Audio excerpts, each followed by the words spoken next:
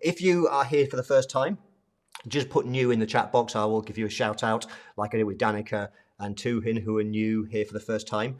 While I wait for any further comments to come in, just so you know, one of the things I'm excited about right now is that my latest book has come out, Value Pricing for Accounting Professionals. This was published just this month, although when I say just this month, it was July the 3rd, and it's available in, I think, the UK, and I think they said the rest of the world. It's Kogan Page, the publisher.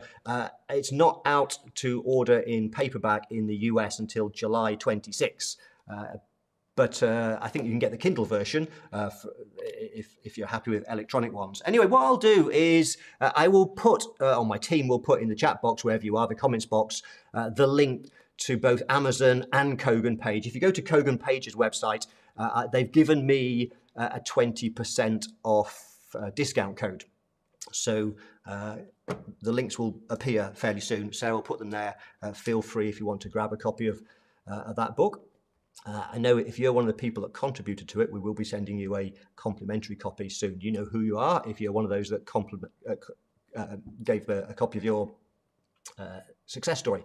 Right, we will start. So for those of you who are brand new to these sessions, Danica and Tuhin, for example, these are exactly 60 minutes. We finish on the hour in an hour from now. They are structured as follows. There is 45 minutes of training. I will teach you something. Today, we are looking at a sales topic rather than pricing. We're going to look at when you meet with a prospective client, a potential customer, what are the right questions to ask in that initial meeting, the meeting process. So that's our content today. That's our training for today.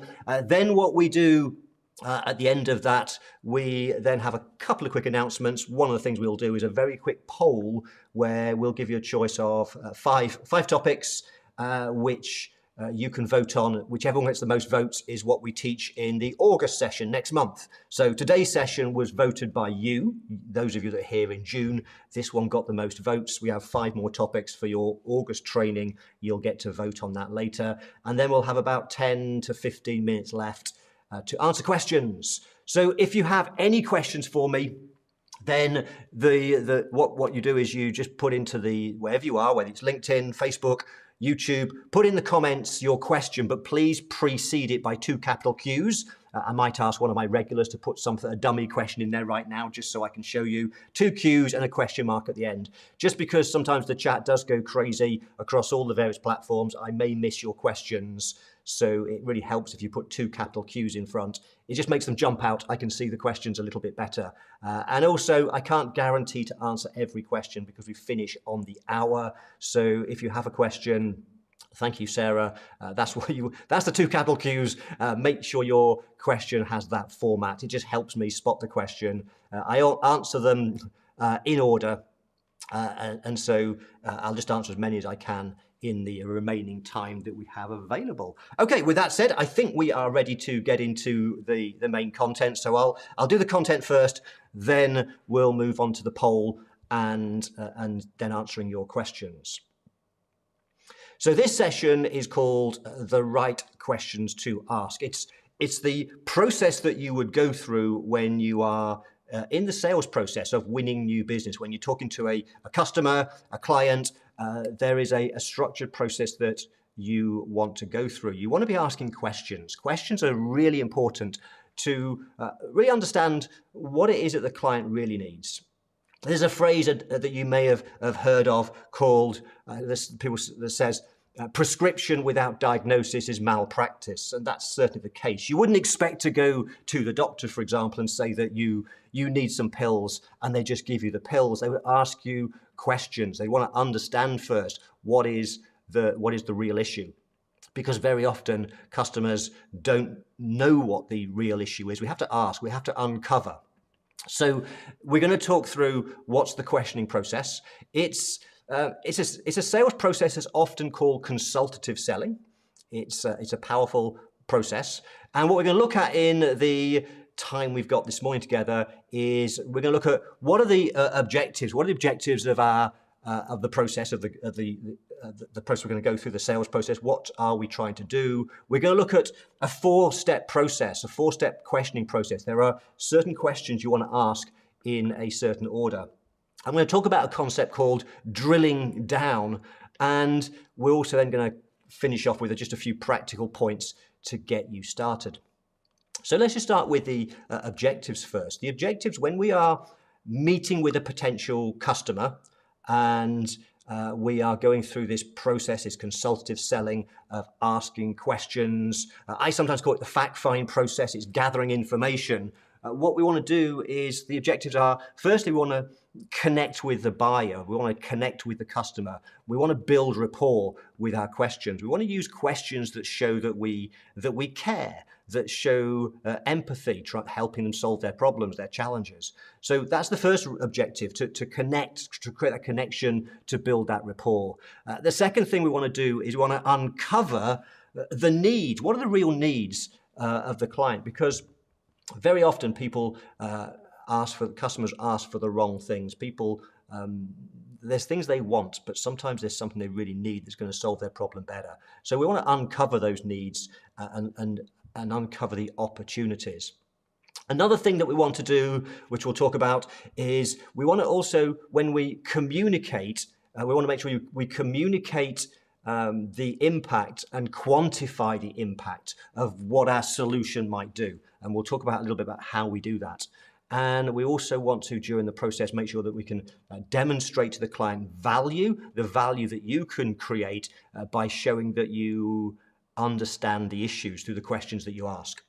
Now, a lot of what we'll talk about, the framework that we'll go through, is some of this framework is based on a really powerful book, and it's called Spin Selling. It's a book by Neil Rackham. It was written some time ago, but it's definitely, if you want to improve your sales process, it's a book that's definitely worth reading. He talks about the fact that selling is really about, and it's based upon a huge amount of research that he's done of thousands and thousands of sales presentations, and he's found that there is a clear statistical link between the use of great questions and the successful outcome of the sales process.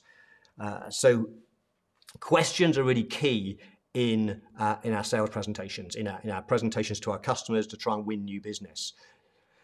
And so we have this 4-step questioning process that we want to take people through. So I'm going to outline the 4 steps, the 4 stages.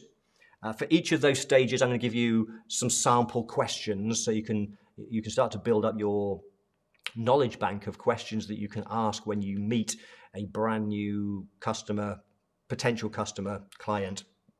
I'm going to go through those 4 stages, and then we'll start to look at a technique called drilling down, which is really important with stage number 3, as you will see. So the first stage, the first thing that we do, in fact, let me give you the first 4. Let me give you the names of them first, in case you want to write them down. Number 1, we'll look at what's called the background questions. Then what we do is we move on to ask what's called the problem questions. Then we'll move on to number 3, the consequence questions, and number 4, the outcome questions. So number 1 is the background questions, and these are the questions we tend to ask to start off with, to start to understand the background to the business. We want to understand a little bit about how their business came about, a bit about their business model. These are the simple questions. These are great questions to ask first because they are easy questions to ask. They're comfortable questions. They're ones that you probably ask already when you meet a potential customer. These are questions that you feel the most comfortable. So let me give you a few examples of what would be great background questions. They might be things like, why did you start this business? Why did you start this business? That would start to uncover perhaps the motivation. What drove them to do that? And it will help you to uncover the sort of person they are. Are they an ambitious business owner? Did they stumble into business? Was it because of a redundancy? Was it an accident? What was the reason from starting a business? That would be some great background information about the client, their motivations, their attitudes. Another great question to ask would be, what is your business model? What is your business model? How do you make profit? What's the process the business model that underlies? There are many different business models. The client could run, for example, a subscription-based business. They could have a business model where They sell everything digitally. It could be their selling process, for example, is through webinars, live streams, or it could be through a sales team. What's their process? What's the business model? How do they make profit? What do they do? So that would be great background information.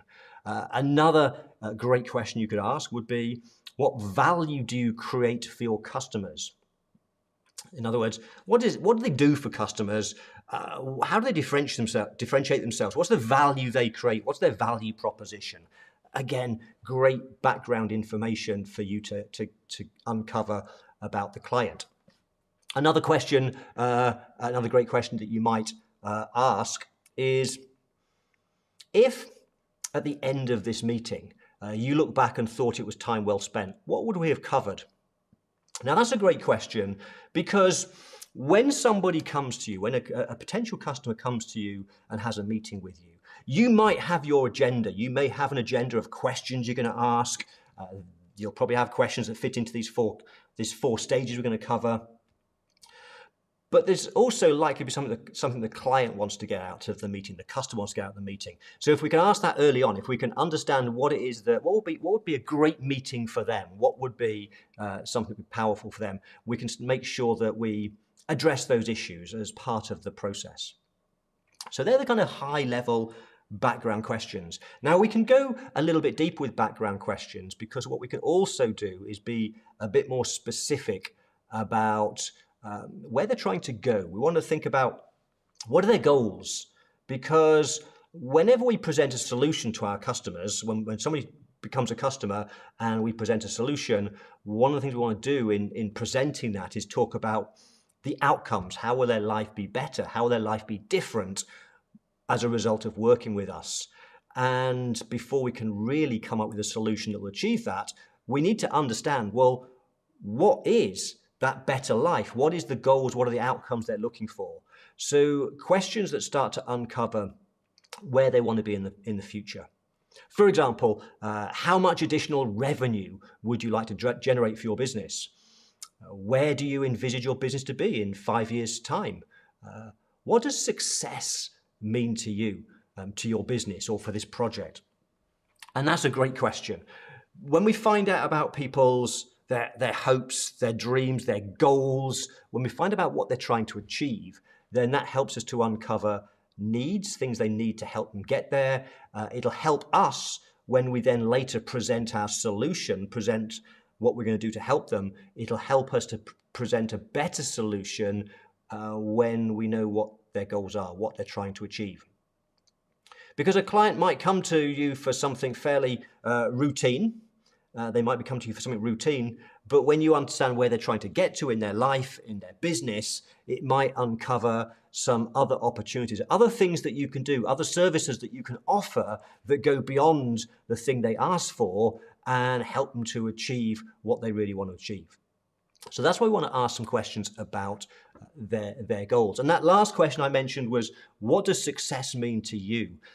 The reason for that is that success is different for everybody. And the better we can understand for this particular customer what their definition of success is, then the more we can start to think about how we could shape a solution that will help them to be successful. Now, they're the background questions. They're the easy ones. They're the simple ones that we start with. Some high-level ones about their situation, and then we want to drill down a little bit deeper and understand about their goals. Now, I've given you, I don't know, probably 6 or 7 different questions there. You don't need to ask hundreds of questions. You just want to pick 3 or 4 great questions that you use to start to understand a bit more about the background to their situation and what they're trying to achieve. That's stage 1. They're the background questions. And when you have your sales presentations, your meetings with potential customers, one of the things you want to do is spend the least amount of time on the background questions. They're the ones we're comfortable with. They're easy questions, but they're also the ones that are the least powerful from the sales point of view. Yes, we want that information, but the next 3 stages are much more important. So let's move on to stage number 2. Stage number 2 is we want to move on from the background questions to the problem questions. What this means is, in this stage, we're now looking to uncover what are the the problems, the challenges, what's the pain that they are in right now? Because the better that we can understand the pain that this potential customer has, the better we can understand the pain, then the better we will come up with a solution for that pain. And also, when we focus the conversation on pain, one of the things that we know from research is that as humans, that's you and I, we are much more motivated by the avoidance of pain than by the attainment of gain. We are moving away from something, whether it's the fear of bankruptcy, whether it's the pain of working crazy hours and not seeing our kids grow up because we're working weekends on our business. There's always pain in our lives and that we want to move away from. So the better you are at helping the client understand the real pain, the more we focus on pain, the more the client, the customer is going to then want to buy your solution when they understand your solution will take away that pain. So these are really critical questions. You should now spend a big chunk of your time with the potential customer on these problem questions. So let me give you a few examples of what they might be. Some possible questions that you could ask. I'll give you probably, 4 or 5 different questions, and you would perhaps pick the 2 or 3 that you feel most comfortable with.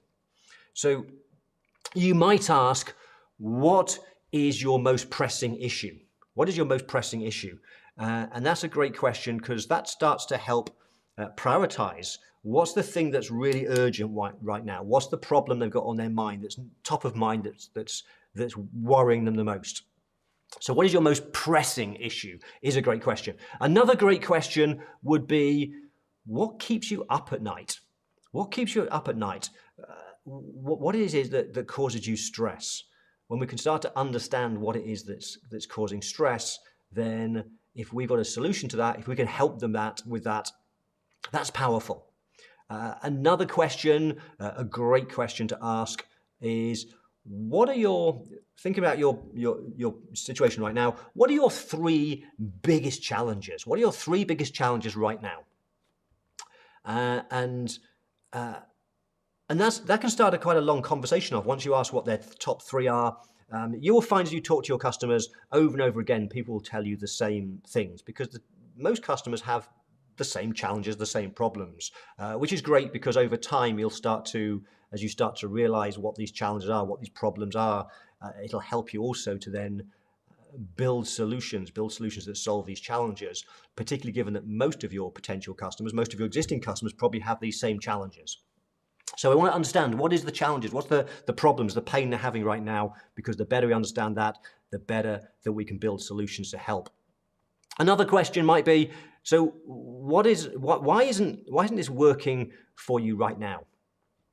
And that might depend on what's the thing they're talking about. Why are they meeting? What do they come to you to buy? If you're an accountant, it might be that or bookkeeper, they're talking to you about doing you taking over the bookkeeping. So what's working? What's not working right now? What is it about the current situation, the current thing you're doing that's not working? That'll again help to bring out in the conversation pain points, problems. Another great question you could ask might be, so tell me, what's holding you back at the moment from reaching your goals? So you'll have already talked about goals it's part of the background questions.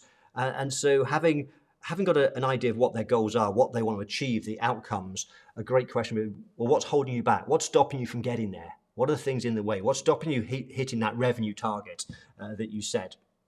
Because again, if we can understand what's holding them back, that's the problems, that's the roadblocks, the things that are in the way. So we want to ask questions, and what you're trying to do here is to uncover as many problems as possible. As many problems. Very often, most customers have multiple problems, and we want to get them all on the table. We want to get each problem out on the table. And so then what we do is, and stage 2 and 3 are, stage 2 and 3, we alternate backwards and forwards, because what we then do is, stage 3 is we ask what's called the consequence questions. And what this means is that for every problem somebody has, we want to understand how's that impacting on their life, on their business. What's the real underlying impact? And the process here is, in stage 2, we uncover as many problems as possible. So if you're a bookkeeper, then you might uncover the problem. One of the problems you uncover might be something like, I'm getting behind with keeping my books and records. I don't really know what I'm doing. I'm getting behind. Okay, that's a problem. What we want to do is we want to uncover now for that problem, what are the consequences? So what we do is, having uncovered the problems the business has, which could be a list of 3, 4, 5, 6 different problems, we take each problem in turn and we go through a process in stage 3 of drilling down further to understand what are the consequences. So you would take one of those problems, probably the most important one first, perhaps the question, what is your most pressing issue right now? So if you were a bookkeeper, let's say, then the answer to that question might be, the most pressing issue right now is I'm just getting behind with my bookkeeping. Okay, that's the problem. We will then uncover other problems, but then picking that problem, let's now drill down a bit further. This is the stage 3, the consequence questions. So we want to do, what we want to do in this stage, what we want to achieve is, first of all, we want to understand the emotions. What are the emotions behind this problem? How are they feeling about this problem? Because, as you probably know, most people buy for emotional reasons. So we want to get the emotions out. We want to ask further questions. And the second thing that we want to do as we ask these consequence questions is we want to find what's called the quantifiable word. In other words, and we'll come on to this later, one of the things that's really important is when we are uncovering what people's pain is and the consequence of that pain, we want to try and put numbers to that. Because when we put numbers to their pain, it helps us to, later on when we sum up, when we present our proposal, for example, we want to be able to communicate the pain back to them, repeat the pain back to them, but using some numbers, because using numbers makes it more real, makes the pain more real, and therefore the more real the pain is, the more the customer wants to take that pain away, and therefore the more the customer will want to buy your solution. So we want to drill down and find out the emotions and quantifiable words so we can come up with numbers. So let me give you a few questions that you might ask. It might be that, and I'll use the example of the bookkeeping one again. So you might ask a question like, how will this problem affect your future profitability? How will this problem affect your future profitability? So let me think of a different example for a second. So let's imagine, again, we'll use a bookkeeper as an example, but another of the problems that came up was, I've got behind with my bookkeeping, and I'm struggling to understand from my bookkeeping who actually owes me money. And I'm getting behind with sending out supplier statements. So a great consequence question might be, well, how will this problem affect your future profitability? How's it going to impact on profitability?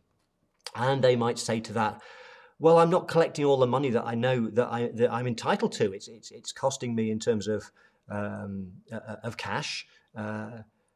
So at that point, what I might start to do is drill down, because we want to find out.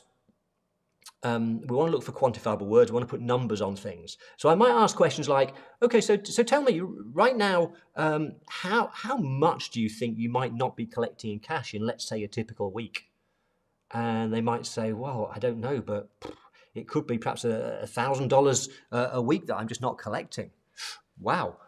So if we were to think about your future, projecting to the future, if we went a year from now, if we don't solve this problem, how big could this problem be? What could that turn out to be of cash that you're not collecting? And they might say, well, Well, I guess if it's about $1,000 this week, in a typical week, it could be $50,000 by the end of a year. So we're starting to now, by putting a number on it, we're making the pain, the problem more real. And therefore now the client's thinking, I need this fixing. I need to have this solved. Now, I also said that as well as the quantifiable word, we also want to start to drill down with emotions as well. And so a great question to then ask is something like, so tell me, how do you feel about this? How do you feel? And they might say something like, I feel terrible. I'm so stressed out in my business right now, struggling to know where how I'm going to meet the paycheck at the end of the month. I'm just stressed with cash flow. So now what we've done with that conversation, we've uncovered we have a problem. The problem is their books and records are a mess. They're not sending out supplier statements in time. They don't know how much money they're owed. They didn't think perhaps before the meeting it was a big problem, but now, because of the questions you've asked, they're now thinking, crikey, this could be a $50,000 problem. This is something that's giving me sleepless nights. It's making me feel stressed. Now we're putting numbers and emotions to it. It's now feeling like a much more urgent problem that absolutely needs to be fixed. Let's look at some other possible questions. You could say, so why is it important to achieve this, to solve this? Why is it important? Get the client to articulate, because again, it might help you to uncover, by asking these questions, we're really drilling down, we're uncovering what are the consequences. So if the client said, and again, I'm just using a bookkeeper as an example, and a client that's perhaps trying to do their own bookkeeping and needing to hire a bookkeeper, then they might say, my books and records I've got behind with my books and records. I've got behind, they're a bit of a mess. Okay, so why is it important to achieve this outcome? So by asking that question, we'll get our potential customer to start thinking about the reason it's important. What are some of the consequences? Well, I need to sort this out because at the moment I'm spending so much time trying to figure out where I am with things. Okay, that's a consequence. They're spending so much time, and their time's important to them. So why is it important? And one of the things about stage 3, and I'll talk about this quite a bit. Stage 3 is about drilling down. What you should do is never stop at the first answer. We can drill down. We can drill down.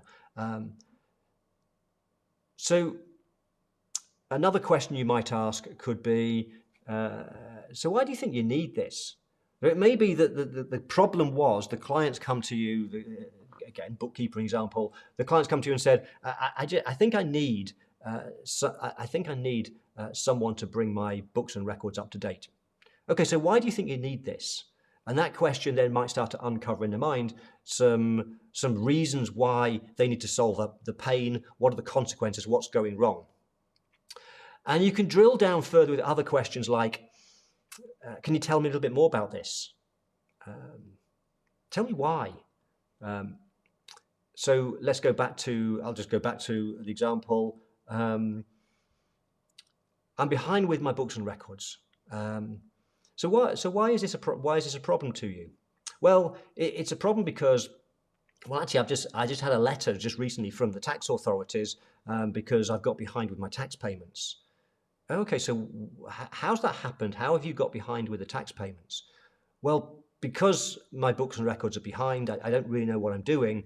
I just wasn't able to complete to file the taxes last month, and now they're chasing me. So we're now starting to uncover another concept. The pain point, remember, the pain point was I'm just behind my books and records. But the consequences of that could be numerous consequences. It could be they're behind with their taxes. It could be they're spending a huge amount of time trying to sort out the mess. It could be they don't know who owes them money, and so they're struggling to send out supplier statements, and that's having an impact on cash coming in. So what might have seemed like a small problem, I'm behind with my books and records, when we ask the right questions, the consequence questions, and just keep drilling down, we start to uncover the real problem, or the extent of the problem, and the impact that's having on other areas of their life or their business. And the more that we do this, the more that we do this, the more that we're building up a real need for them to have this problem solved. So just to recap on stages 2 and 3 for a second, stage 2 is about getting a full list of problems. We ask questions like, what are your 3 challenges? We'll give you 3 challenges, 3 problems. We want to get a list of problems, 3, 4, 5 problems. We then want to find some way of prioritizing them. So, okay, so you've mentioned today these 5 problems. Which do you think is the most pressing one right now? Okay, so you take the first one first, and then what we do is we drill down. Let's look at that one a bit more. Let's drill down. Let's find out a little bit more about how that's impacting on you.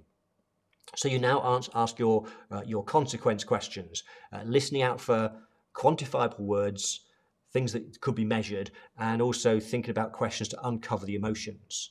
And once we've done that with problem number 1, we then go back to stage 2, back to the next problem they mentioned, and then we go back to some consequence questions, and then we ask more questions about that one. So if we've got 5 problems, we want to go backwards and forwards 5 times and start to uncover what's the real impact going on right now. So I've mentioned to you a few times this idea of in the consequences, in the stage 3, the consequence questions, we want to really achieve 2 things. One is we want to uncover the emotions. And a really easy and great way of doing that is once you've uncovered a problem and the consequences is to ask the question, so tell me, how do you feel about that? How do you feel right now, the fact that the tax man's chasing you because you didn't file your taxes last month? How do you feel about that? And that'll uncover emotions. I also mentioned that you want to recognize and look for quantifiable words. In other words, there'll be things the client says where you could put a number to it. And that's what you want to be listening out for, things that you could put a number to. So examples might be, if the client mentions an impact on, a consequence having an impact on their business revenue, their sales, or their personal income, well, they're things you can measure and quantify. So we'd want to know, well, how much is this affecting your sales, your revenue, your personal income? If they mention costs in any way, that's something we can measure. We can measure what the impact is on costs. It may be some of the things that they mention might not be easy to measure, and they may be sometimes subjective measures, but nevertheless, it's important to listen out for things. So, for example, the client might mention time. They might be spending more time sorting out the mess. Okay, well, how much time? Let's start to uncover what are the numbers. How much time are we talking about? What's the value of time? Because that helps to build up the value in the client's mind. Another thing might be the problem is impacting on customers and customer satisfaction, customer delight. And so that's something you could measure. You could measure customer delight, customer satisfaction. It could be that their problem is having an impact on productivity in their business. And productivity is something that could be measured. Performance. It could be wealth. It could be quality in some form. All of these things you could put a measure to. Even if, as I said, some measures may be objective measures. So we might be able to measure the impact on revenue, the extra costs being incurred, the number of hours they're wasting doing it themselves. So some measures we could have a fairly precise measurement system. Other things can be a much more subjective.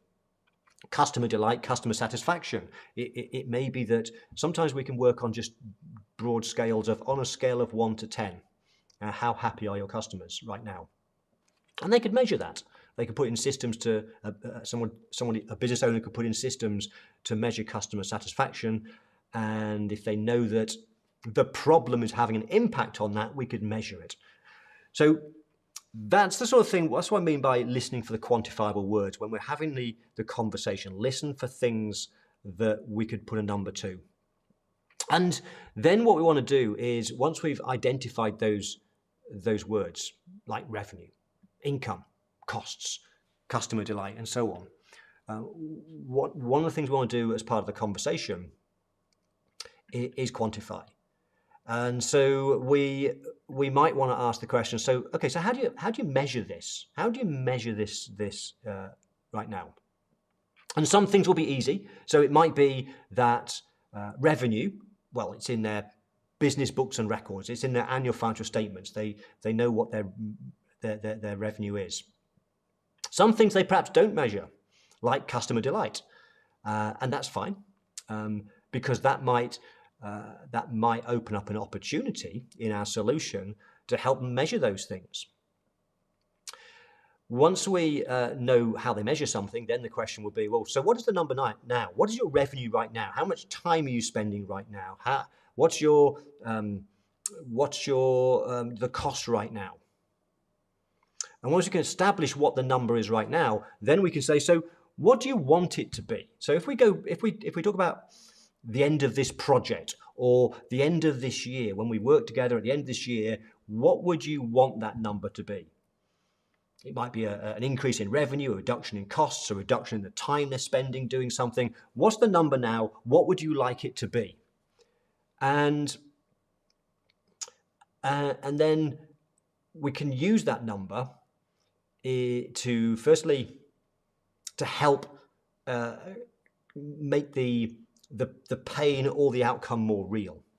And it helps us with communicating the value then of our solution, because we're going to later on in the process, we're going to present a solution to them. And when we present a solution, we want to talk about how our solution will take away their pain and help them to get the outcomes they want. And if we know some of the numbers that's attached to that perhaps the pain is impacting on the amount of hours they're spending right now doing something they don't want to do, the bookkeeping. And so perhaps right now they are spending an extra 5 hours every week doing something which they'd rather not. So perhaps right now it's 5 hours a week, it's 5 times 52, it's 250 hours a year that they're spending, and they want that to be zero. Well, when we know that, we can start to come up with a solution for the customer that's going to help them to get the numbers they really want. So that's why we measure numbers. It's important. It's really important to do that. Okay, so what if the client doesn't have a measure? What if the client doesn't know the number? Well, a couple of things. If they don't know a number, sometimes numbers you can't necessarily put a number. There's not an objective way of getting a number. But when we're building up pain in the client's mind, remember that it doesn't have to be an exact science. So, for example, let's talk about if we're trying to put a number on the value of somebody's time. Everybody's time's got a worth as value to them. Everybody values their time in some way. And if we know that we have a solution, if we're talking about a solution that's going to save them time, then if we could put a value to that, if we knew, for example, if we knew that we could save them $2,000 a year of their time and our solution is only $500, then there's a value to them in doing that. They're going to save more of their time than it's going to cost them to invest in your solution. The question is, how do you get to that? Well, if we're putting a value on time, we'd want to ask the client firstly, so tell me, in a typical week, how many hours are you spending on this that you'd rather not? Going back to the bookkeeping example, they might say, I spend 5 hours every single week and I don't want to do any of that. I'd rather have somebody else solve that problem for me. Okay, so 5 hours over the course of a year, 5 times 52, 250 hours. Okay, so we can, does it matter if it's an exact number or not? Does it matter if it's 250 hours, if it's 275 hours? No, it doesn't. It's the customer's number. If the customer thinks that's the number, that's the right number in their head. So when the customer gives you numbers, that's the right number. That's the number we need. We don't have to have there's no exact science here. We're just finding out what the client or the customer thinks the number is. So if we know that it's costing them 250 hours of their time in a year, they've said that, then we want to quantify that in terms of a dollar amount. What's that worth to them? So we need to know what the value of their time is. Now, of course, the challenge there is that most business owners, most people don't know the value of their time unless they're in a business that keeps timesheets and charges by the hour. Most people don't know the value. But that doesn't matter, because what we can do is we could say something like this. So tell me, I know your time's really precious. How much is an hour of your time worth to you? And I know, for example, that the local motor mechanic at the garage down the road, they charge out $100 an hour. So how much is your time worth to you if you'd put a value on it? And by giving an example like the local motor mechanic, what happens is that creates a frame of reference. And a lot of people would think, well, I'm worth more than that. So if a motor mechanic is $100 an hour, I think I'm worth $200 an hour. If the client says they're worth $200 an hour, that's their number. That's the right number. And so we just multiply the two things, 200 by 250, and we've put a value on the value of their time, and therefore we've put a value on if we can solve that and get them that time back over the course of a year, because if it's bookkeeping, we're doing it for them, then we put a number on that helps them to see the value of what we're going to create. Okay, let's move on to some tips, some final tips as we wrap this up.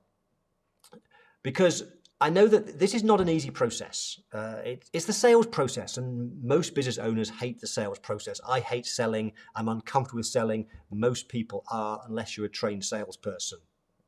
But the nice thing about this consultative selling approach is it's more about asking the right questions. And one of the things that Neil Rackham found in his research was that those closing questions, those closing techniques that many people, unless you're a salesperson, find uncomfortable, he found in his research that those techniques don't have much of an impact on the end result. It's all about the power of questions. It's all about asking great questions.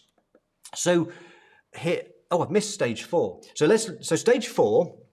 Let me cover that off. I nearly forgot it. Stage 4 is having drilled down and we've uncovered these consequences and pain. Stage 4 is the outcome questions. These are the outcome questions. And this is where we now flip things. We've really got deep on. We now understand at a deep level what their problems are and the consequences. Now we can start to, in our conversation, we might start to propose a few things that we could do.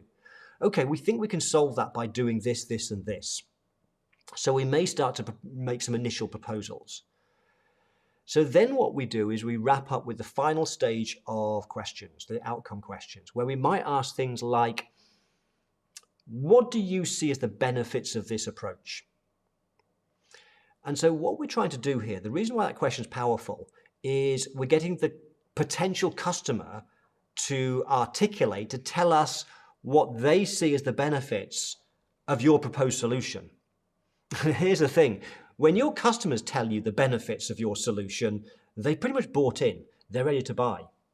So you'll probably know that when you, after this process, when you send out your proposal, when you have your solution and you have your proposal, you want to communicate the benefits of your solution.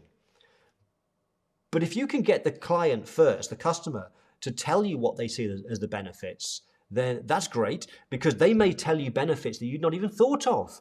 And so whatever they tell you as benefits, great, they're buying into the process. And we can also take their words, the benefits they've said, and later on we'll add them to the proposal. We can say to them things like, and in our meeting you said that this would be a major benefit for you. And you repeat the benefit, you're repeating their words. Another question might be, if you overcome these challenges, whatever the pain, the challenges are, if you overcome these challenges, what would happen to your results? And so now what we're trying to do is get the client might quantify something else. They might say, do you know, if I could do this, I think I could double my profits. Great. They've given us another number that we can use when we then later on present our proposal. Is there any other way that this service could help you? Another question you could use. Because if we ask that question, that may uncover some other benefits we've not even covered yet, some additional benefits. Another question might be, let me think of one more question. Yes, if you were to make this happen, get the result that you want, what would it mean for you personally? Now, that's a great question, because I said to you earlier that the more we can uncover emotions, people buy for emotional reasons. So even if it's a business-to-business transaction, we say, if we can get this result for you and your business, what would it mean for you personally? Because when people start to articulate the impact to them on their personal lives, again, they've sold themselves, and we can use that. Okay, let's wrap up with just a few tips to get started, because this is difficult. People don't like selling. I don't like selling. The sales process is sometimes uncomfortable. And I've covered a lot of stuff so far today. There's a lot of questions, and you might be feeling overwhelmed by questions. So my top tips when you're starting to apply this process is, first of all, start with a small bank of questions. So I mentioned those 4-stage process, and the background questions, the problem questions, the consequence questions, and the outcome questions. Just start with 2 or 3 questions in each of those areas, and perhaps just one outcome question. Have just a handful of questions pre-prepared for when you next have a meeting with a potential customer. And what you'll find is, the more that you ask questions and using this framework, the more you'll get comfortable with it. And as you get more comfortable, you'll start to add more questions in, start to expand on the questions. When you start to see the power of this process of consultative selling, of asking great questions, when you see it working, you can start to add more questions in. Don't start off thinking, I'm going to ask 20 questions in my next meeting, because that just might confuse you and overwhelm you. Start with a few, and over time, as your skills build up, then build on that. Second tip for you is, we've talked today about the fact find, the questioning process, asking questions. Of course, what we then want to do, having uncovered the real issues, we then want to present a solution and a price. And you could do that all in the same meeting. But very often, a great process is a two-meeting approach. Particularly if it's a large piece of business, potentially, think about a 2-stage meeting approach, where the first meeting with the potential customer is all about asking the right questions, so we understand much better. And then we go away and we fix up and we agree at that point the date of the next meeting, ideally within 5 or 6 days. And what that means is that in the second meeting, the follow-up meeting, that's when we present our solution, our proposal, and talk about price. And the advantage of doing that is it gives you time to then go away and reflect and think about the notes that you've made. And that leads me on to my third tip, is as you go through this process and ask the client questions, do make notes. Do write down the things that they say. It shows... you might think that when you sat with a potential customer writing notes, you might think you're not really listening. Actually, the opposite is, they know that you're listening. They know you care because you're writing things down. So do make notes. And the reason you want to make notes is because you'll want to reflect on those when you come up with your solution and write your proposal. And one of the things that you want to do is echo back their words. This is so powerful. Echo back their words.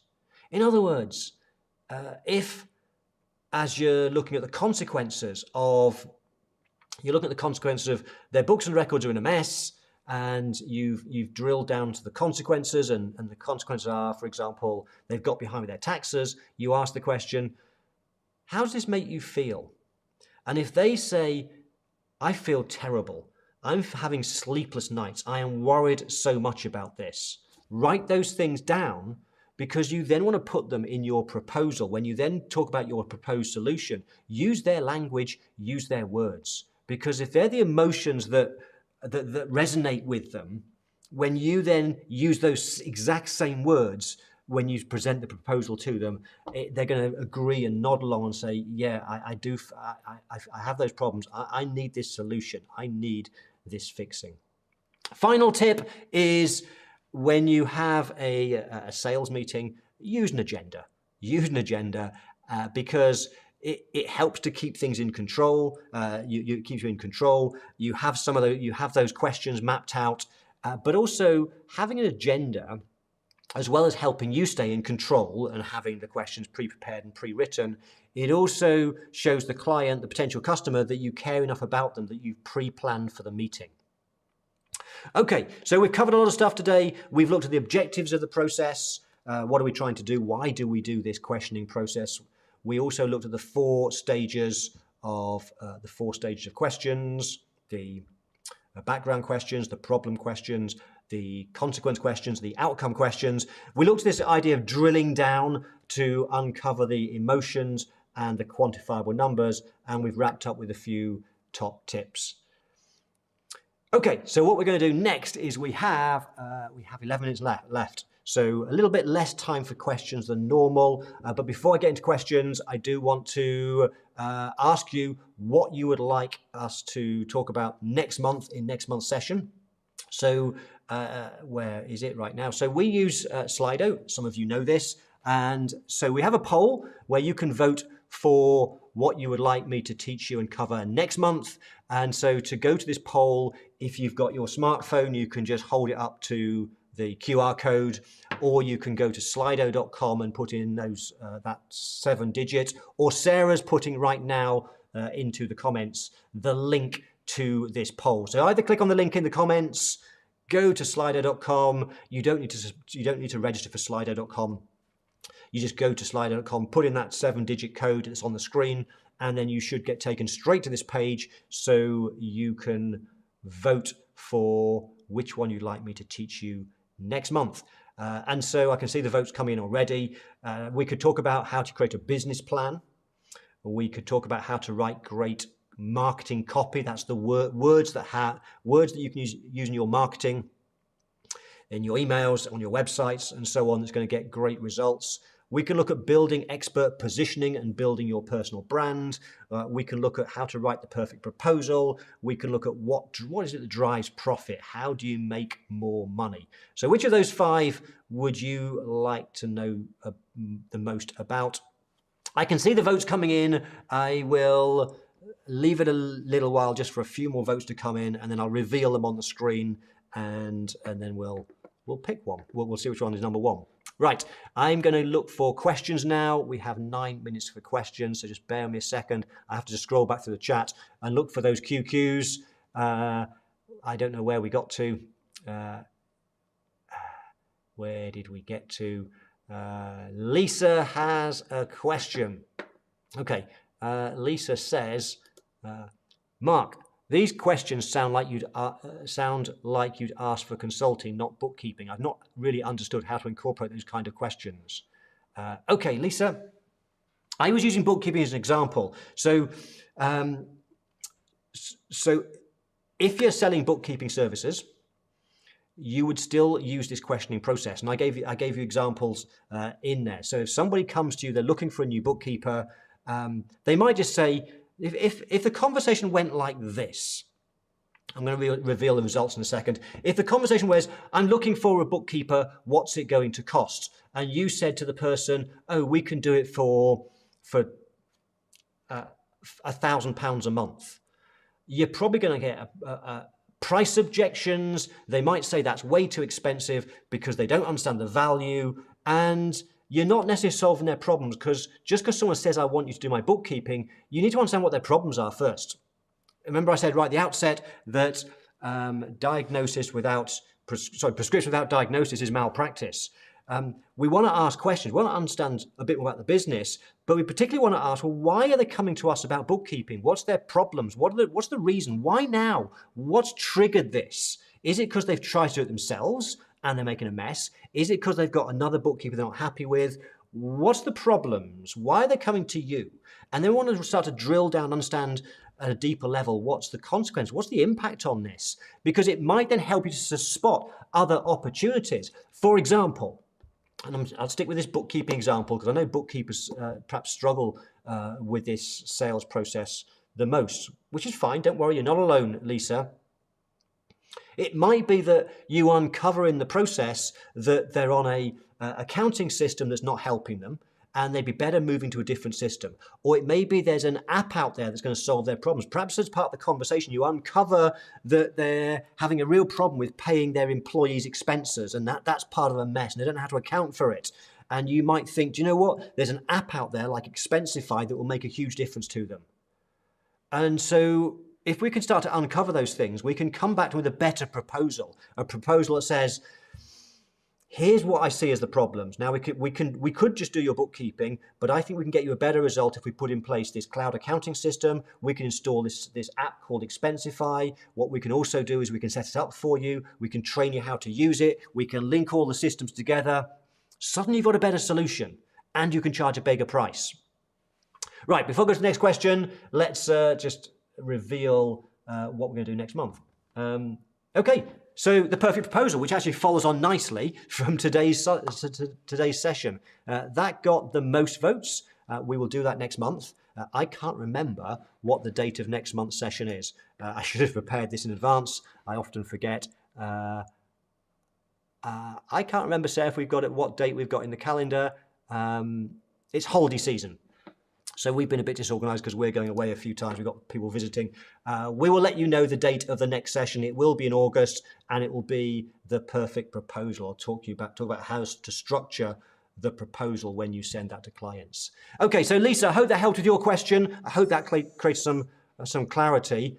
If not, we can talk more sometime. I don't think this is a question. I think it's just a comment from Alexandra. Who I think I connected with on LinkedIn just this week. So I'll actually read that in a short while because it's not a question and we have 5 minutes left. So hi Alex from Brazil. Okay, Lisa's got the next question. A prospect has been told by her accountant that she needs a bookkeeper. She doesn't quite see the value of that. What can I ask her? How can I handle this person? Hopefully, Lisa, I don't know when that question may have been a while back. Hopefully this session's helped. It's about understanding why do they want a bookkeeper, what are the problems right now, and then start to drill down. If you've still got issues with that, Lisa, reach out to me somehow and I'll help you as best I can. Right, Chris DeWitt has a question. He says, if you're talking with someone who is struggling to answer the problem questions, is it okay to offer different options that we have found are often a pain point for other business owners? Great question, Chris. Yes. So one of the questions you might ask is you might say something like this. You might say one of the things that we've found when we talk to our other clients is they have problems with this, and this. These are the 5 common problems we see over and over again. Which of these problems do you have? So absolutely, you can do that, and you could do that if they haven't come up with problems, or you could use that as a supplementary question. So perhaps they've given you 2 problems already, and then you could say, one of the things we find is our clients also have problems with these things as well. Do you have problems with any of these? And so you could add to the list of problems that you've got with some ones that you know are common amongst the sorts of people you work with. Absolutely, Chris. Great question. Thank you for that. Okay. We have 3 minutes left. I'm actually not sure whether there's any questions or not. I know Lisa says definitely helped, so thank you for confirming that.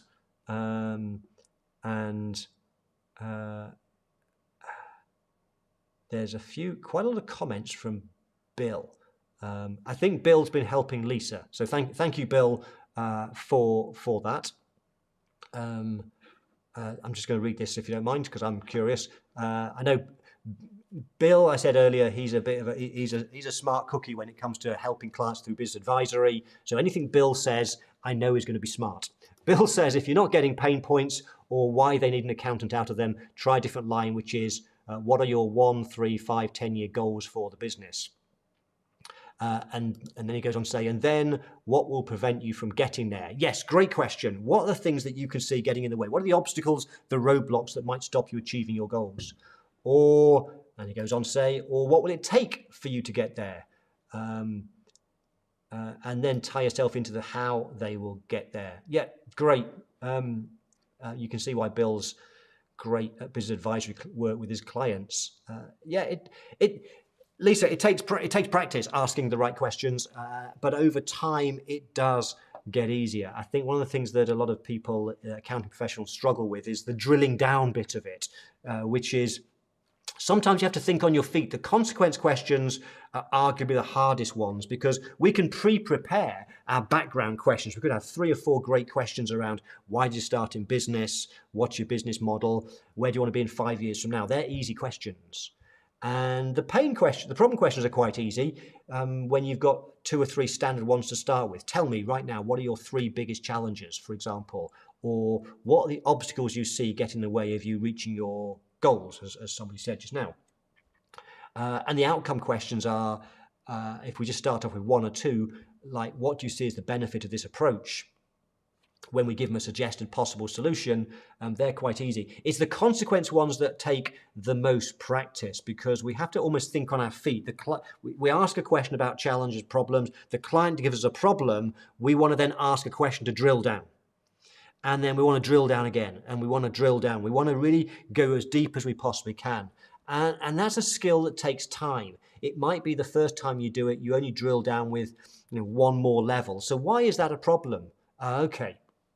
And you might stop there. But over time, you'll get confident with asking supplementary questions. Okay, we're about out of time. So I can't see any other questions, which is fine. What I'm going to do is, those of you that are brand new to the session, I always play out with some music for 3 minutes. Just gives me a chance to read all the comments that have come through. So thank you for coming along. Thanks for the great questions. And I will see you again online very soon, hopefully. Bye for now.